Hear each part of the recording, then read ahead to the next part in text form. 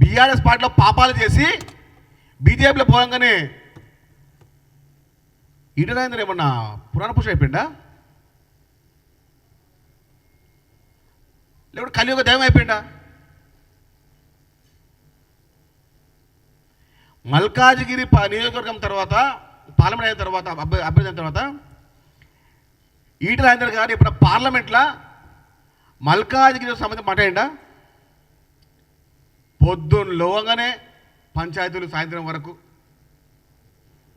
ఇప్పుడు కూడా ఈటల ఇల్లు కూడా ఇప్పుడు పంచాయతీలు అడ్డనే, కమిషన్లు కూడా ఆయన పని చేయడాయే. ఒక పచ్చకామర్లోనికి ఊరంతా పచ్చ కనబడుతుంది. 2014 నుంచి 23 వరకు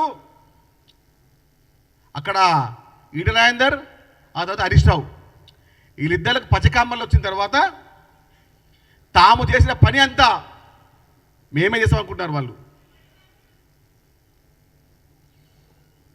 కాంగ్రెస్ పార్టీ స్కీమ్ల party, BRS party BJP party స్కామ్ల పార్టీ.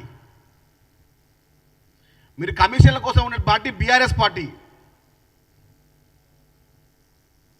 కమిషన్ల కోసం పుట్టిందే బీఆర్ఎస్ పార్టీ.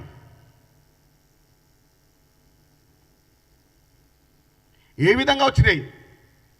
2014 ముందు ఆస్తులు ఎంత,